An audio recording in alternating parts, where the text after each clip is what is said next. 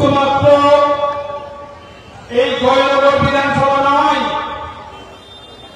জয়নগর লোকসভা, যাদবপুর লোকসভা, গাইবান্ধা লোকসভা, একই সঙ্গে মথুরাপুর লোকসভার একটা বিধানসভা তার দায়িত্ব দিয়েছেন আমাদের প্রিয় নেতা অভিষেক ব্যানার্জি মহাশয়। দেখুন, এতে আমি খুবই খুশি। আমি তো বলেই দিয়েছিলাম, গতকাল রাত্রেও বলেছিলাম যে 48 ঘন্টা হয়েছে আর 24 ঘন্টা বাকি আছে। সবে পানি গরম হয়েছে, এখন অনেক কিছু হতে বাকি আছে। সবে দক্ষিণ 24 পরগনা জেলার দায়িত্ব পেয়েছে। এরপরে ভাঙড়টা কিভাবে সাজানো হবে, ভাঙড়ের ভূমিপুত্ররা এবং দক্ষিণ 24 পরগনা যিনি দায়িত্ব পেয়েছে সবাই তানার কাছে যাবে। তাহলে এতে কি বোঝাচ্ছে ভাঙড়ের যিনি দায়িত্ব পেয়েছে তার অবসান? আমি একটা কথা বলি, তিনি কালকে খুব একটা ব্যঙ্গ করেছিল, সেই ব্যঙ্গের উদ্দেশ্য করেই বলি, কত হাতি গেল রসাতালে মশা বলো কত চলে, বাংলায় একটা কথা আছে। বিগত দিনে সিপিএম 34 বছর রাজ করেছিল, তখন কিন্তু লক্ষণ শেঠ বলে একজন ছিল, তখন কিন্তু মুখ্যমন্ত্রী ছিল জ্যোতি বসু। জ্যোতি বসুর হাতটা কিন্তু লক্ষণ শেঠের মাথার উপরে ছিল। লক্ষণ শেঠ যা ইচ্ছা তাই করে বেড়াতো। যদি কোনো এসপি ডিএসপিকে ফোন করতো, মানে তানার ভয় থেকে কি করবে তাদের মাথায় কাজ করতো না। ভাঙড়ের রাজনীতি বিগত দিনের কথা যদি ধরি, তাহলে সেখানেও কিন্তু সাত্তার মোল্লা এতটাই পাওয়ারফুল ছিল যে যখন ঘটপুকুর ক্রস করতো, যদি সাধারণ ভ্যানওয়ালারা জানতো যে ভাঙড়ে সাত্তার মোল্লা ঢুকছে, তো তারা কোথায় ভ্যান নিয়ে যাবে, খালে লাফ মারবে না কোথায় যাবে, এই আতঙ্কই ভুগত। সুতরাং আমি শুধু একটা কথা বলবো, তিনি কথাও বলেছে যে আল্লাহ পাক ওনার হেদায়েত দান করুক, ওনার শুভবুদ্ধি উদয় হোক। উনি একটু আজ রাত্রে ভাববে যে আমরা ভাঙড়ে ঠিক কার পাল্লায় পড়েছি। আপনি কার কথা বলছেন? না, নাম ধরে বলার কোনো দরকার নেই, মানুষ যা বাজার বুঝে নেবে। আপনি আগামী দিনে কার হাত ধরে দল করবেন? সে তো মানুষ বুঝতেই পারছে যে আমি কার হাত ধরে রাজনীতিটা করব। আমাদের পুরো কমপ্লিট করা হয়ে গেছে, আর 2-4 দিনের ভিতরে প্রত্যেকটা মানুষ জানতে পারবে যে কার হাত ধরে রফিকুল ইসলাম বাপি রাজনীতিটা করবে। আপনি তো শওকত মোল্লার হাত ধরে জয়েন ইন করেছিলেন, তাকে আপনি আপনার গুরুদেব মনে করেছিলেন, কিন্তু হঠাৎ করে কি এমন হলো যে তার কাছ থেকে বিষয় আসলো? ওই তো আমি বলেই দিয়েছি যে 19 তারিখে যে ঘটনাটা ঘটেছিল, যে আমাকে যে ফুলফিল মার্ডারের চক্রান্ত, 30টা বাইকে 60 জন আমাকে ধাওয়া করেছিল, যে তৃণমূল নেতা অদূতের নেতৃত্ব হয়েছিল, আইএসএফদেরকে কিন্তু ভিড়িয়ে নিয়েছিল। তাহলে আমি যদি রাজ্জাক খায়ের মতো খুন হয়ে যেতাম, তাহলে সেক্ষেত্রে আইএসএফদের কিছুদের ফাঁসানো হতো, টিএমসির কিছু লোক ফাঁসতো, আলটিমেটলি তারা আবার 1-1.5 মাস পর ছাড়া পেয়ে যেত, তাহলে আমি স্বর্গীয় রাজ্জাক খা হয়ে যেতাম। এই যে জিনিসটা আমি বুঝতে পেরেছি, বুঝতে পারার পরে কিন্তু আমি এমএলএ সাহেবকে ফোন করেছিলাম, বলছি অদূত তো ওই ধরনের মানুষই না, কিন্তু তারপরে 2 দিন কিন্তু ফোন করেনি আমাকে। যখন আমি মুখ খোলা শুরু করলাম তখন কিন্তু আমাকে বারে বারে ফোন করেছে, কিন্তু আমি ব্লক লিস্ট করে দিয়েছি ওনার 3টে নাম্বার, 3টেই। কারণ নেড়া একবার বেলতলায় যায়, বারবার বেলতলায় যায় না। এর মাধ্যমে কি সমাজ কল্যাণ সঙ্গে কোনো যোগাযোগ করেছে? ওনার লোকজন যোগাযোগ করার চেষ্টা করছে, কিন্তু আমি ওনাদের ফোন যতগুলো ফোন আসছে ব্ল্যাক লিস্ট করে দিচ্ছি। কারণ আমি কখনো ওই ধরনের মানুষের সঙ্গে রাজনীতি করতে চাই না। কারণ আমি প্রয়াত তৃণমূল নেতা মাননীয় সৌমেন মিত্রর চেলা একজন, আমার ভিতরে তার নীতি আদর্শ আছে। সুতরাং আমি এই নোংরা রাজনীতি পছন্দ করি না, আর নোংরা লোক আমি পছন্দ করি না। এতে কি ডিমোশন হলো বলে মনে করছেন? সে ডিমোশন হোক বা আমি নিচে নামি উপরে উঠি, সেটা ভাঙড়ের মানুষ আমার সঙ্গে ছিল, আছে এবং থাকবে। না, এটা নিয়ে আমি কোনো কিছু, তার ডিমোশন তিনি নিজেই ঠিক করবে যে আমি কোন জায়গায় আছি এখন। তিনি ভাবুক, তাকে ভাবার সুযোগ দিচ্ছি আমি। জাহাঙ্গীর খানের সঙ্গে কথাবার্তা কিছু হয়েছে? হ্যাঁ, কথাবার্তা বলেছে। কি বলেছেন? না সব ঠিক আছে।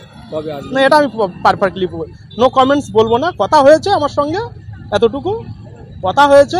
আরও অনেকেই ভাঙড়ের যারা দীর্ঘদিন তৃণমূল দলটা করতো তাদের সঙ্গেও কথা হয়েছে। আমরা সব একত্রিত হচ্ছে, ভাঙড় একেবারে স্বচ্ছ ভাঙড় গঠন হবে। কোনো রকম দুর্নীতিগ্রস্ত তৃণমূল নেতা যাতে না থাকতে পারে ভাঙড়ের এই তৃণমূল দলে, সেই সুব্যবস্থাটা করুন। আপনি কালকে একটা কল রেকর্ডিংয়ে বলেছেন যে শওকত মোল্লার পাশে যারা বসে রয়েছে দুর্নীতিগ্রস্ত, তো দুর্নীতিগ্রস্ত কারা কারা, কাদের নাম ধরে? ওই জন্য তো না, আমি তো বললাম যে কালকেও বলেছিলাম যে আমি কারো নাম ধরে বলবো না। তারা দুর্নীতিগ্রস্ত কি না, ভাঙড়ের প্রত্যেকটা বুথের রিপোর্ট কিন্তু কম বেশি আমার কাছে আসে। তারা কোন জায়গা থেকে তোলা তুলছে বা কি করছে, বা তারা কিভাবে অত্যাচার করছে মানুষের উপরে। একটা সামান্য সবজিওয়ালা সে আজকের আমার ভালো আমাকে ভালোবাসে বলে, আমাকে লাইক কমেন্ট শেয়ার করলো বলে আজকে তাকে তার ভ্যান উল্টে দেওয়া হলো। এবং মানে তার যে সবজি কেনা ছিল সেই সবজিগুলো মানে পচা ডোবায় ফেলে দেওয়া হলো। এবং সে কাঁদতে কাঁদতে আমাকে ফোন করলো, তার সেই সুব্যবস্থাটা আমি করে দিয়েছি। কালকে সংবাদ মাধ্যমে একটা আপনার বিষয় নিয়ে প্রশ্ন করা, তিনি বলেছেন যে আপনার শুভবুদ্ধি উদাহরণ, তিনি কি বোঝাতে চাইছে, কি বুঝেছেন? দেখুন, এই প্রশ্নটা আমি অলরেডি আগে বলে দিয়েছি। ওনার আর এখন মাথা ঠিকঠাক কাজ করছে না। কারণ আমি দলে জয়েনিং করার পরে তৃণমূল দলটা আলটিমেটলি ভাঙড়ে খুব শক্তিশালী, আজও শক্তিশালী। কিন্তু তিনি ভাবুক যে আজকে তার পাশে কেন আমি দাঁড়াইনি। আমাকে যে মার্ডার করে দেওয়ার চক্রান্ত হয়েছিল, তিনি কেন দাঁড়ায়নি, বা সেই অদূত এখনও কেন অ্যারেস্ট হয়নি। যে অদূত আমার উপরে নির্মমভাবে মানে হামলা চালালো, সে কেন এখনও অ্যারেস্ট হয়নি। তাহলে তিনি ভাবুক যে কেন আজকের বাপি আমাকে গুরু বলে মানতো, কেন বাপি আজকের আমাকে ছেড়ে চলে গেছে, কেন আজকের অন্য হাত ধরে রাজনীতিটা করতে চায়, তাকে ভাবার সুযোগ দিচ্ছে। আপনি কংগ্রেস ছেড়ে তৃণমূল কংগ্রেসে আসার পর আপনার 22 লক্ষ টাকা আপনি ব্যয় করেছেন তৃণমূল কংগ্রেসের, যেটা বলেছেন। এই টাকার কি কোনো অংশ আপনি কোথা থেকে পেয়েছেন? না না না, এসব আমার নিজস্ব টাকা। আমার ফিশারি আছে, আমি নিজে চাষবাস করি এবং আমার কনস্ট্রাকশন চালাই। আমার নিজস্ব টাকা, আমার এক একটা টাকা রক্ত ঘাম করা টাকা। আমি সেই টাকা যে আমি কাউকে দিয়েছি মিটিংয়ে যাওয়ার জন্য তা না, স্রেফ গাড়ি ভাড়া। আমি বারবার বলেছি যে গাড়ি ভাড়া লেগেছে। কারণ এটা বিডিও থেকে শুরু করে মানে ক্রাইম ব্রাঞ্চ থেকে শুরু করে রিপোর্ট দেবে যে প্রতি সপ্তাহে যে আমি যোগদান, যে 7ই সেপ্টেম্বর যে যোগদান করেছিলাম, তার আগে যে আমি টোটাল কতবার এমএলএ সাহেবের ওখানে মিটিংয়ে গিয়েছি, বা কতগুলো করে গাড়ি গিয়ে একবার 10টা 12টা করে প্রতি সপ্তাহে গাড়ি গিয়েছে।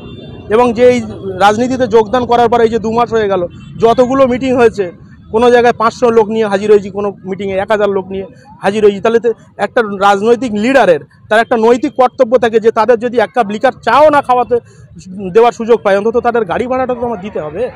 এবার কি ভাঙড়ের রাজনৈতিক সমীকরণ চেঞ্জ হবে বলে মনে করছেন? একদম। ভাঙড়ের রাজনীতি দেখুন, ভাঙড়ের স্বচ্ছ রাজনীতি, যারা সচ্চা মানুষ আছে, যাদের ভেতর নীতি আদর্শ আছে, তারা সামনের সারিতে আসবে। দুর্নীতিগ্রস্ত তৃণমূল নেতারা দলে থাকতে পারবে না। কারণ আমরা সেইভাবে সুব্যবস্থা করছি এবং প্রত্যেকটা জায়গায় এই রিপোর্টগুলো পাঠাচ্ছি যে কার নামে কি দুর্নীতি আছে, বেশ সে আগামী দিনে কি ছিল, এখন কি কতটা প্রভাবশালী হয়েছে। কারণ এই যে ভাঙড় বারবার শিরোনামে থাকে, আমরা এটা চাই না। আমরা চাই ভাঙড়ের সাধারণ গরিব মানুষ, খেটে খাওয়া মানুষ, তারা নিরপেক্ষ থাকুক এবং তারা সরকারি সুযোগ সুবিধাগুলো পুরোপুরি পাক। যে কারো ঘরের নাম অ্যালাউড হচ্ছে, সে ঘরের টাকা পাচ্ছে 1,20,000 টাকা, তার থেকে 40,000 কাটমানি খেয়ে নিচ্ছে। এই ধরনের নেতা যাতে না থাকতে পারে, আমি সেই সুব্যবস্থাটা চালিয়ে যাচ্ছি। বিভিন্ন স্তরে স্তরে এই রিপোর্টগুলো জমা করছি। ভাঙড়ে তৃণমূল কংগ্রেস কর্মীরা কোনো যোগাযোগ করছে আপনার সঙ্গে আসার জন্য?